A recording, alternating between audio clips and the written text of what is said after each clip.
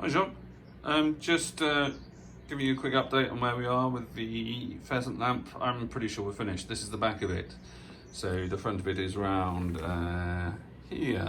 You look at it from that side. So this is, imagine this is the wall behind your bed and your bedside table, and this is sitting on it. So what I've done is I put this flex quite close to the corner here, so that, anyway, so that the dimmer switch is easily accessible.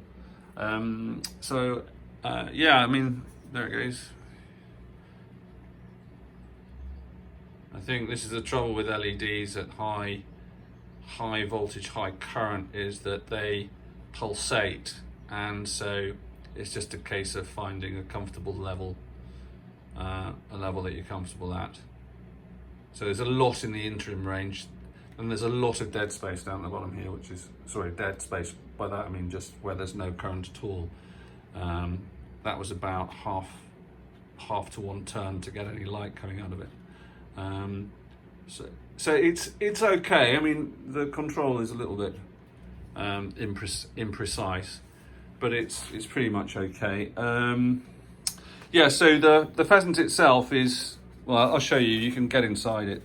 The pheasant itself is easily taken off, actually. The base here just comes off. It's on magnets, so there are a couple of magnets there. There's two at the end, one there, one there. So they only go around one way. The base only goes on one way. Not that it's that precise, but it's nice to know which way round it is, because there's a bit of slack in it that I wanted to take out. So inside here, that's the central column holding the pheasant on. The pheasant actually has this epoxied right into it, and there are also two brass lugs. There's one there and there's one there that locate on the top surface. So to take the pheasant off, you just undo those. There are two nuts here. One is a lock nut and the other one is the tightening nut. And that earthing strip there is to make sure that the pheasant, if anything happens in here, the pheasant is always earth to ground, so it will pop your RCD. So if you ever take the pheasant off, you need to make sure that that goes back on. And then this is a waterproof box. It's an IP66 rated waterproof box, which I immediately compromised by drilling a few holes in it. But the point about it is, people tend to take water up to their bedrooms and put them alongside their lamps and knock them over in the middle of the night, in which case it might go all the way over the electrics. Well, in this case, you'll be protected. So, and it's got Wago connectors, which means it's really, really easy to connect and disconnect it, which is, I only just discovered these, and they are amazing. So the base, the way it locks on is you've got a hole there and you've got a hole there, and you've got two brass locating pins, one there, and it just simply goes on like that, and you've got a great big finger hole to pull it out with. So it does mean that when you put your finger in, you're not going to get electrocuted as well with that IP66 box. Yeah, and that's about it really. So I'll just put this back on its top. There's one, I was going to say deliberate, it's not deliberate. There is one mistake in this. And it all hinges on whether or not you want to have a shade or whether you want to have the bare bulb.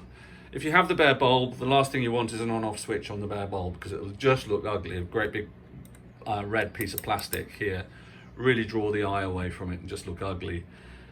But the dimmer switch that I fitted is not a full on-off dimmer switch. It's just a on, slightly less on.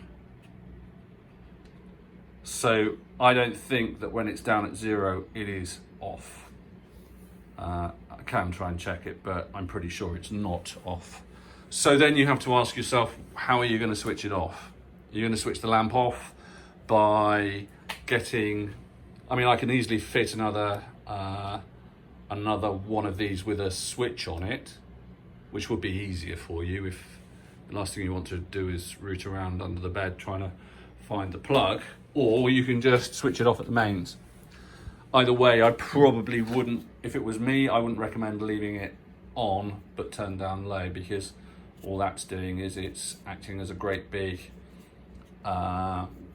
resistor and potentially going to warm up if it's just left on all the time on 0, and that could be a fire hazard.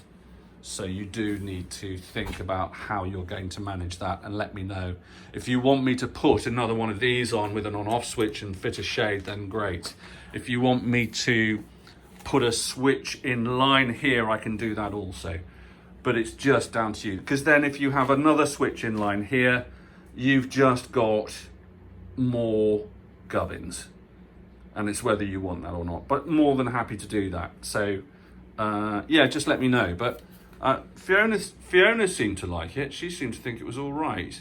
And I have to say, with just a little bit of a glow on, I might put the lights out so you can see it. Just bear with me.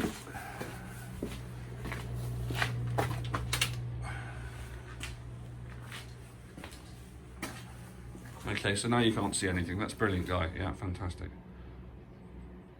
Yeah, it does pulsate. The camera makes it look like it's pulsating. That is pulsating on the very lowest setting. That's now stable. But this is the trouble with LEDs. You've got to find LEDs that work with dimmable switches. And this one says it does, but even those ones that say that they do, sometimes, in fact, often don't. But anyway, there you go. That's a peak actually, and it's not, it's yeah, it is oscillating a bit. And it's strange because as you rotate the dimmer switch to reduce the brightness, it actually, there's a point where it goes up, which is, I think, just a feature of the combination of the bulb and the dimmer switch. And I don't think you're easily going to avoid that unless you just take the dimmer switch out altogether and replace it with an on-off switch, in which case you've got no brightness control, which would be a shame. But anyway, let me know what you think, how you feel, and I'll be very happy to do something about it. It may be we could even put a rocker switch or something in here. But anyway.